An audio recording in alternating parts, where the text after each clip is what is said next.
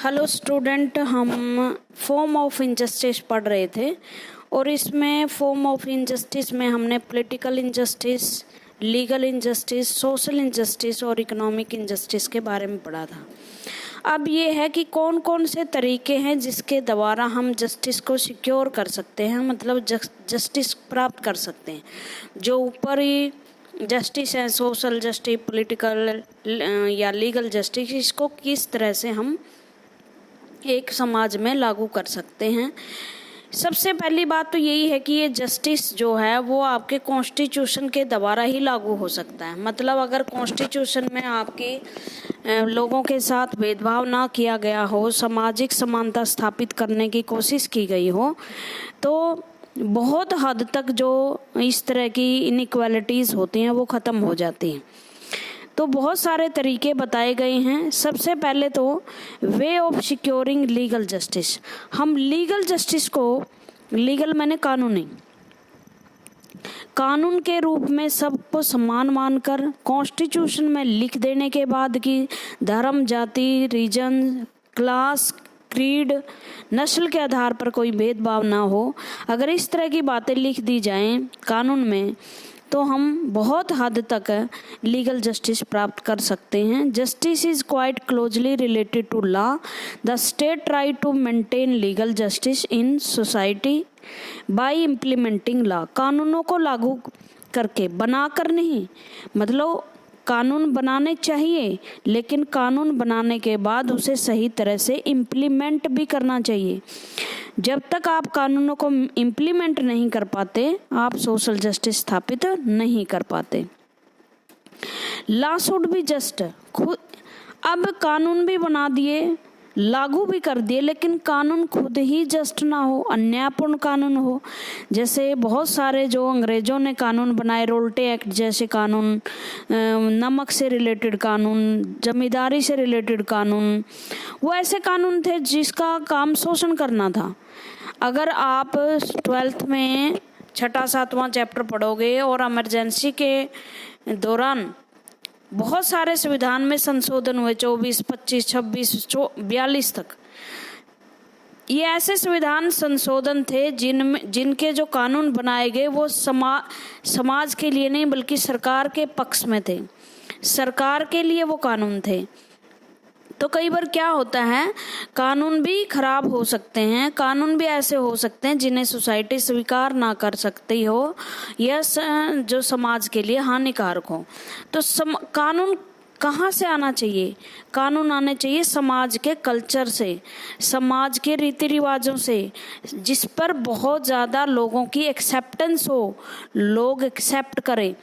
देखो, कानून तो अंग्रेज़ों ने भी बनाए, लेकिन ऐसे बहुत सारे कानून थे जिन्हें लोग ये समझते थे कि हमारे देश के कल्चर, हमारे धर्म में हस्तक्षेप है। तो कई बार इस तरह से भी मिसअंडरस्टैंडिंग पब्लिक और सरकार के बीच में हो जाती है। To establish justice, law should be just. This can be done through. सबसे पहले लॉ का जस्टिस होना किस तरह से आप मेजरमेंट करोगे? सबसे पहले तो लॉ अगर आप लीगल कहोगे तो ये है कि लॉ बनाए किसने हैं, Who was the maker of the laws? कानून को बनाने वाले कौन थे? कानून को बनाने वाले अगर कोई तानाशाह वगैरह थे तो वो कानून जस्ट नहीं हो सकते। कानून को बनाने वाले लोग या लोगों के रिप्रेजेंटेटिव होने चाहिए, पीपल खुद होने चाहिए। अगर पॉसिबल ना हो तो उनके रिप्रेजेंटेटिव होने चाहिए। हमारे देश में कानून बनाने की जिम्मेदारी किसकी है? पार्लियामेंट की। और पार्लियामेंट में कानून कौन बनाते हैं? कौन बैठते हैं? एमपी बैठते हैं, जो लोगों का प्रतिनिधित्व करते हैं। सबसे पहले law should be based on public welfare. कानून का सिर्फ एक ही मकसद होना चाहिए, लोगों का कल्याण करना। जैसे हिटलर जब कानून बनाता था वो कहता था लोगों का कल्याण हो ना हो, देश बचा रहे, नेशन सबसे ऊपर है। तो जरूरी है सबसे पहले तो पब्लिक वेलफेयर होना चाहिए। It include law made to eliminate social evils. सामाजिक बुराइयों को ख़त्म करने वाला होना चाहिए। कई बार ऐसा लगता है कि सामाजिक बुराइयां अगर हम ख़त्म करते हैं किसी लॉ के कानून बना के, तो बहुत सारे लोग जो इस सामाजिक बुराई के सपोर्टर होते हैं उन्हें लगता है ये कानून गलत है। जैसे अब यह ट्रिपल तलाक का मामला आया था, बहुत सारे लोगों ने इसका विरोध किया था, लेकिन पता था कि एक सामाजिक बुराई है, इसको ख़त्म करने के लिए अगर कुछ लोग नाराज भी हो जाएं तो कोई बात नहीं है, जनहित में है। Law should be made only by the popular elected people. जो कानून है वो लोगों के द्वारा चुने हुए लोगों द्वारा बनाई जानी चाहिए। इन arbitrary law are based on force and are therefore non justiciable. जो निरंकुश तानाशाही होती है उनमें कानून जबरदस्ती शक्ति पर आधारित होते हैं और वो न्यायपूर्ण नहीं होते। To be just law should be based on the prevalent values and custom of the society. कानून बनाते समय ये देखना चाहिए कि ये कानून मोस्टली सोसाइटी के द्वारा एक्सेप्टेड हो और जो सोसाइटी के वैल्यूज हैं, रीति रिवाज हैं, उनको सपोर्ट करते हों। जैसे दहेज प्रथा के विरुद्ध कानून बनाया समाज में, तो दहेज प्रथा सामाजिक वैल्यूज से रिलेटेड है कि बेटी है, जब बेटी का बाप बेटी दे रहा है तो दहेज क्यों लिया जाए, ठीक है ना। In this regard Barker wrote authority gives validity to law and justice, give value a law and value I am forced to obey is not legally and not only by the outward compulsion। मतलब अगर आप values को कानून में शामिल करते हैं तो लोग उसका पालन इसलिए नहीं करेंगे कि ये कानून है और ज़बरदस्ती हम पर थोपा गया है, बल्कि इसलिए करेंगे क्योंकि ये कानून मेरे वैल्यू से मिलता जुलता है। मैं जिस चीज़ में विश्वास करता हूँ ये कानून भी उसी तरह के है, इसलिए मुझे इसको मानना चाहिए। उसके बाद है it provide no person shall be deprived of his life of personal liberty of life and personal liberty except according to the procedure established by law। कोई भी व्यक्ति अपनी लाइफ और लिबर्टी से वंचित नहीं किया जाना चाहिए, चाहे कानून देश के हित में है, ठीक है, बढ़िया है, लेकिन वो कानून देश की जो है व्यक्ति की जीवन छीनने वाली नहीं होना चाहिए, क्योंकि सब ताम झाम समाज के व्यक्ति के जीवन के लिए ही है। Likewise article 14 of Indian constitution establish equality before law. It read the territory of India. The Constitution therefore provide equal protection of law and equality before law. It means that the similar circumstances law treat all equally and does not give any special benefit to the privileged classes। इसका मतलब ये है कि law सबको equal protection देता है, सबको equal right देता है, किसी भी विशेष सोसाइटी के लिए विशेष अधिकार नहीं देता। सेम स्थिति में किए गए किसी भी कार्य को जिसमें कानून का उल्लंघन होता हो समान सजा मिलेगी, चाहे कोई किसी भी जाति धर्म, रिच हो या पुअर हो, राजा तो वैसे है ही नहीं, प्रधानमंत्री से लेकर एक गरीब व्यक्ति तक पर कानून समान लागू होते हैं। Way of securing economic rights को हम कैसे सिक्योर कर सकते हैं। Kautilya written that the state should fulfil its economic obligation in such a manner that the least advantage section of the society are able to fulfil their need. Kautilya, जिसे हम चाणक्य भी कहते हैं, उन्होंने कहा है कि राज्य इस बात के लिए दायित्व ले, राज्य का ये दायित्व है कि अपने देश के लोगों को जो सबसे कमज़ोर से कमज़ोर है उसका दायित्व वो खुद ले, राज्य उसके कल्याण के लिए काम करें।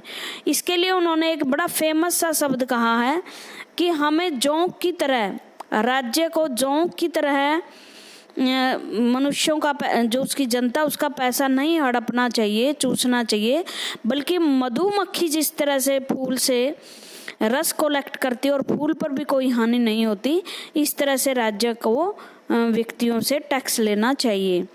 The Marxist had also give prominence to economic justice, economic justice के लिए मार्क्स ने भी कहा है, उन्होंने कहा है कि पॉलिटिकल जो लाइफ है,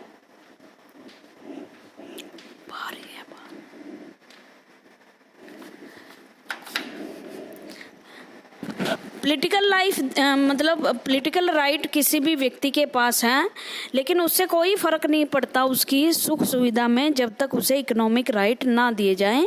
ये मार्क्स की स्टेटमेंट थी और उसने प्रायोरिटी दी कि स्टेट जो है वो ऐसे काम करे जो ज़्यादा से ज़्यादा उसके इकोनॉमिक राइट्स को सुरक्षित करे, व्यक्ति की बेसिक नीड को कंप्लीट करे। Economic justice demand proportionate distribution of wealth और रिसोर्सेज और धन का बंटवारा इस ढंग से हो कि किसी भी व्यक्ति के साथ भेदभाव ना हो, पूंजी किसी एक व्यक्ति के हाथ में ना होकर ऐसे व्यक्तियों के भी हाथ तक जाए जो उस समाज का सबसे कमजोर हिस्सा है। It also require that everyone is able to secure a basic minimum living, earn a decent wage, it procurement ideas. सबसे ज़रूरी है बेसिक मिनिमम नीड सबकी पूरी हो। No justice and democracy can be implemented where people are exploited and are unable to fulfil their basic need. किसी भी व्यक्ति के साथ जस्टिस और डेमोक्रेसी स्थापित नहीं हो सकती उस देश में जहां व्यक्ति की फुलफिल जो बेसिक नीड है उनकी पूर्ति ना हो सके। Some limitation should be placed on the, कुछ लिमिटेशन जो है वो लगाई जानी चाहिए inherited property so that it does not increase gap between rich and poor. Rich और पुअर के बीच में गैप ज़्यादा से कम से कम हो। इस तरह से कुछ जो प्राइवेट प्रॉपर्टी है या इनहेरेंट प्रॉपर्टी, इनहेरेंट का मतलब जो व्यक्ति को विरासत में मिलती है, उस विरासत की जो प्रॉपर्टी है वो इस तरह से ना बटे जिससे रिच और पुअर का गैप ज़्यादा से ज़्यादा बढ़ सके। देखो मार्क्सवादी तो ये भी कहते हैं कि धन छीन भी लेना चाहिए। अगर वेल्थ के ऊपर कुछ लोग बैठे हैं तो क्या होना चाहिए, उस वेल्थ को ज़बरदस्ती छीनकर गरीबों में बांट देना चाहिए। लेकिन ये फिर दूसरी तरह की इनइक्वालिटी शुरू हो जाएगी, ये ठीक नहीं है। ज़रूरी नहीं है कि मार्क्स ने कहा वो सत्य है, विचारक है ये अपने अपने विचार देते हैं। People should be given equal pay for equal work, और सबसे ज़्यादा ज़रूरी है अगर समान लोग समान स्थितियों में समान काम कर रहे हैं, क्वालिफिकेशन एक है, क्षमता समान है, एक ही घंटे जैसे काम कर रहे हैं, तो ज़रूरी है कि उनके समान इक्वल वेतन दिया जाए। ये नहीं कि आपके खेत में महिला काम कर रही तो उसको कम पैसे, पुरुष काम कर रहा है उसको ज़्यादा पैसे, ऐसे नहीं मिलना चाहिए। लेकिन ये हो सकता है जैसे नौकरियां A group, D group, B group की होती है, उनको अलग अलग पैसे मिलते हैं, वो जायज़ है, वो कोई बड़ी बात नहीं है। It does not mean that everyone should get equal wage, लेकिन इसका मतलब मैंने बताया ना एक जैसा वेतन प्राप्त करना नहीं है। The ways of a labour would always be less than a employer. What is meant is that similar nature of work should be offered similar wage, समान काम समान वेतन, so that there are no vast inequality of income and wealth, और इससे inequality नहीं आएगी income और wealth में। People should be given an adequate opportunity, हर व्यक्ति को समान अवसर मिलना चाहिए ताकि वह अपनी योग्यता के अनुसार अपना डेवलपमेंट कर सके, अपॉर्चुनिटी मिले उसे अपनी डेवलपमेंट करने के लिए, उसे एजुकेशन मिले, बिजनेस और व्यापार की समान दिशाएं होनी चाहिए, पद और पोस्ट प्राप्त करने के लिए समान अवसर मिलने चाहिए।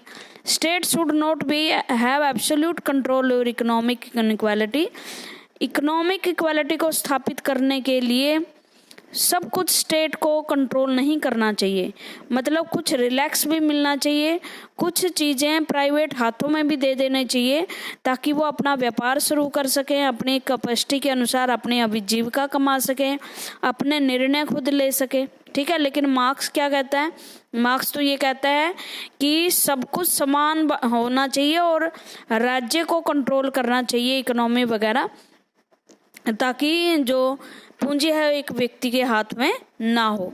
मतलब कॉन्स्टिट्यूशनल तरीके से समानता लाने की कोशिश करनी चाहिए, ना कि मार्क्सवादी तरीके से। वे ऑफ पॉलिटिकल जस्टिस के लिए सबसे पहली बात ये है, power should be used in A such a manner that it benefit. Power का प्रयोग इस तरह से किया जाना चाहिए कि भला हो। सबसे ज़्यादा ज़रूरी है कि डेमोक्रेटिक होनी चाहिए। कानून जो है लोगों की के द्वारा बनाया जाए। पॉलिटिकल जो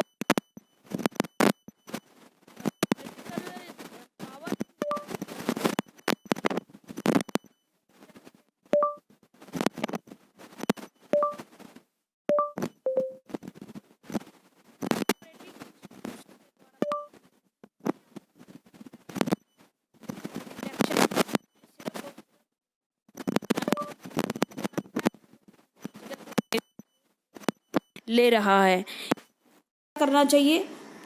जो इलेक्शन है वो सही तरीके से तो हो ही, साथ में जो लोग निर्णय लेने वाले हैं वो लोगों द्वारा चुने होने चाहिए। किसी फौज या दूसरे मिलिट्री के नेतृत्व में निर्णय नहीं लेना चाहिए।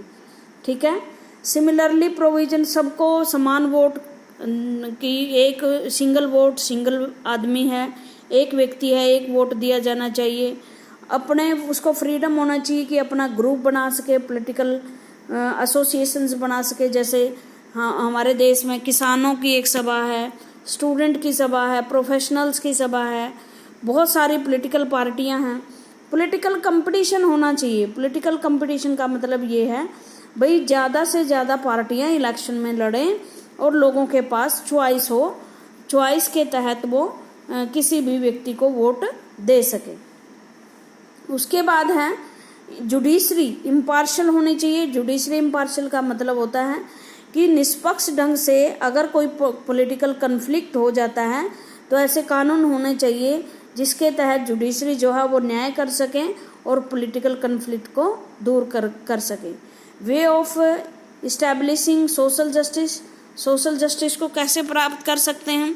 देखो, इंडिया जैसे देश में जहाँ जेंडर इनइक्वालिटी है, कास्ट, रिलीजन, भाषा की विविधता है, तो सबसे पहले तो यही है कि आप संविधान में लिख दें, सबको समान बना दें।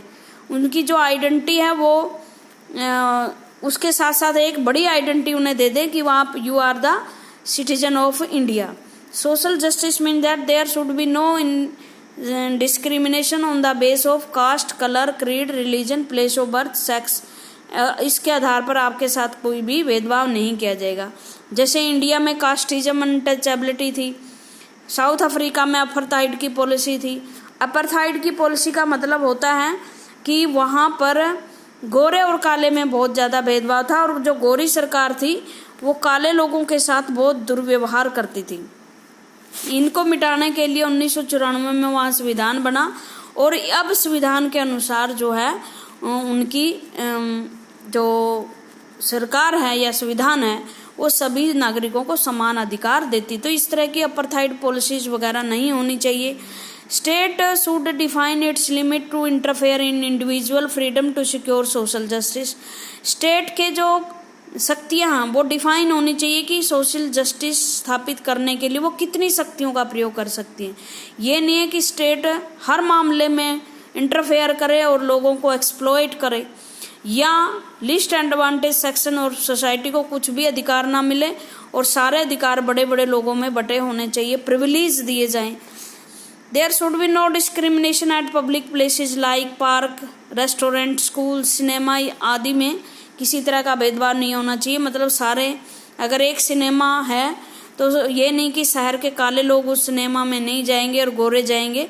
ये बहुत सारे देशों में रहा भाई। अमेरिका में बहुत लंबे समय तक ये गोरे काले का भेद रहा। हमारे देश में भी जैसे महिलाओं को कहीं प्रवेश नहीं है, कहीं SC ST को मंदिरों में प्रवेश नहीं होता था, कुओं पर प्रवेश नहीं होता था, तो अब हमारे देश में ये चीज़ें खत्म हुई हैं। उसके बाद है फ्री मार्केट। देखो भाई, एक सिद्धांत मैं पढ़ाती आ रही हूँ आपको लेसिस फेयर का। लेसिस फेयर के अनुसार क्या है कि सरकार को किसी मामले में भी हस्तक्षेप नहीं करना चाहिए। व्यक्ति खुद स्वतंत्र है, विवेकशील है, लेकिन इस फार्मूले का बड़ा गलत प्रभाव पड़ा। मार्केट में वस्तुओं के दाम बढ़ गए, कारखानों में मजदूरों का शोषण किया गया। तो इस तरह से इन बुराइयों को देखते हुए फिर मार्केट को रेगुलेट करने की बारी आई कि सरकार को कुछ न कुछ नियम तो बनाने ही पड़ेंगे ताकि मजदूरों का, ग्राहक का, उपभोक्ताओं का के जो हित हैं उनको बचाया जा सके। ठीक है। The proponent of free market economy, बहुत सारे ऐसे लेखक थे 17वीं 18वीं शताब्दी में जो ये चाहते थे इकोनॉमी फ्री होनी चाहिए, मार्केट फ्री होनी चाहिए, चाहे कोई भी हम चीज़ें अपनाएं लेकिन उन पर कानून नहीं बनाने चाहिए, उनको मेंटेन नहीं करना चाहिए। That individual should be allowed to own property that make contract with other regarding price and wage and profits। ये कहा गया कि कॉन्ट्रैक्ट और प्राइस वगैरह के और मजदूरों के भत्ते या तनख्वाह उसके बारे में कोई कानून ना बनाए सरकार। People should be free to compete with each other to gain maximum benefit। अगर इस तरह के कानून बनाए जाएंगे बच्चों तो आप मुझे बताओ वो किसको लाभ देंगे? सिर्फ पूंजीपतियों को। लेकिन क्या जो स्टेट होती है वो सिर्फ पूंजीपतियों की होती है? नहीं, वो हर नागरिक की होती है। मजदूर क्या प्रेशर डालेंगे? मजदूर प्रेशर डालेंगे कि आप हस्तक्षेप कीजिए, हमारा शोषण हो रहा है, आप कानून बनाइए। जब जो कैपिटलिस्ट सोसाइटी जब ये कहती है कि मार्केट को अनरेगुलेट छोड़ दिया जाए, तो दूसरी तरफ जो इसके शिकार होते हैं, शोषण के शिकार होते हैं, तो वो ये लोग कहते हैं कि प्राइवेट जो एजेंसीज हैं या कैपिटलिस्ट है, मार्केट है, या जो हमें एम्प्लॉयज़ हैं हमें नियुक्त करते हैं उनको रेगुलेट किया जाए। दूसरी बात, बहुत सारे लोग गरीब होते हैं, उनके हेल्थ, एजुकेशन या जो दूसरी फैसिलिटी उनको देने के लिए भी स्टेट का इंटरफेयर होना ज़रूरी होता है। और वर्तमान में तो वेलफेयर स्टेट है भाई, ये कल्याणकारी राज्य है। और कल्याणकारी राज्य की धारणा ये कहती है कि जब व्यक्ति का हित की बारी आए तो सरकार को काम करने चाहिए। मतलब पहले जब ये लिबरलिज्म का आइडिया चला तब ये कह रहा था कि ईविल है जो गवर्नमेंट, उसे कम से कम काम करने चाहिए, लेस। लेकिन अब ये कह रहा है कि ये ईविल नहीं है, ये वेलफेयर स्टेट है, कल्याणकारी राज्य है जिसका काम लोगों का कल्याण करना है, और इसी तरह के कानून उसको बनाने चाहिए। ठीक है। भारत में क्या क्या स्टेप उठाए गए हैं? सबसे पहले तो यही है, भारत में 14 से लेकर 18 तक इक्वालिटी का अधिकार है। और इस इक्वालिटी के अधिकार के तहत जैसे 14 में कहा गया कि कानून के समक्ष सब बराबर है, 15 में कहा गया कि धर्म, जाति, लिंग के आधार पर कोई भेदभाव नहीं होगा, 16 में कहा गया कि धर्म, जाति, लिंग के आधार पर नौकरियों में कोई भेदभाव नहीं होगा, 17 में ये कहा गया है कि अनटचेबिलिटी नहीं होगी। अनटचेबिलिटी का मतलब होता है छुआछूत कोई नहीं कर पाएगा। छुआछूत का मतलब पहले जो कुछ जातियों को, बड़ी जातियों के लोग, सो कॉल्ड बड़ी जातियों के लोग छूते नहीं थे, अब वो अपराध घोषित किया गया है। 1976 के सिविल राइट्स एक्ट के तहत 6 साल की सजा भी दी जाती है। जमींदारी सिस्टम को ख़त्म किया गया जिसमें लैंडलॉर्ड भूमि के मालिक होते थे, किसान नहीं होते थे। अब जमीन डिस्ट्रीब्यूट कर दी गई है। लैंड रिफॉर्म्स किए गए और बड़ी बड़ी जो लैंड होल्डिंग के मालिक थे उनसे ज़मीन लेकर गरीबों में, किसानों में बांट दी है। The directive principle of state policy provide for right to work, right to education, equal pay to equal work. हमारे फंडामेंटल राइट्स के अलावा चौथे अध्याय में राज्य के नीति निर्देशक सिद्धांत है जिसमें राज्य को निर्देश दिए जाते हैं। राज्य मीन्स सरकार होती है भाई, सरकार को आदेश दिए जाते हैं कि आपको ये काम करना है। तो बहुत सारे सरकार ने काम किए भी हैं, जैसे राइट टू वर्क 100 दिन का काम के लिए मनरेगा चलाया हुआ है। राइट टू एजुकेशन 6 से 14 साल के बच्चों की जिम्मेदारी सरकार की है, और आप देखते हो उसके तहत उसको स्कूल के बैग, बस्ते, खाना, ड्रेसेस सब दी जाती हैं। और equal pay to equal work, हर व्यक्ति को इक्वल वर्क के लिए इक्वल पे दी जाती है। उसके बाद है रिजर्वेशन देकर SC ST और बैकवर्ड क्लासेस को ऊपर उठाने की कोशिश की गई है। नौकरियों में 15% आरक्षण दिया गया है, SC को 7.5%, और इसी तरह रिजर्वेशन मंडल कमीशन के तहत BC को रिजर्वेशन नौकरियों में दी गई 89 में, और जिसके तहत जो बैकवर्ड क्लासेस हैं उनको नौकरियों में समान लाने की कोशिश की गई। फिर हमारे देश में ऐसी कोशिश की गई है कि वुमेन्स की एम्पावरमेंट, वैसे ही वुमेन की एम्पावरमेंट के लिए सरकार ने कुछ कानून नहीं किया है। जैसे SC ST की रिजर्वेशन के लिए लोकसभा और राज्यसभा में सीटें हैं कि इनका प्रतिनिधित्व नहीं है। महिलाओं का प्रतिनिधित्व 10% है और 5% विधानसभाओं में है, लेकिन सरकार ने इनकी परसेंटेज बढ़ाने के लिए कोई इनको आरक्षण नहीं दिया। कहीं कोई नौकरियों में आरक्षण महिलाओं को नहीं है। महिलाओं के लिए कोई स्टेप नहीं उठाया है।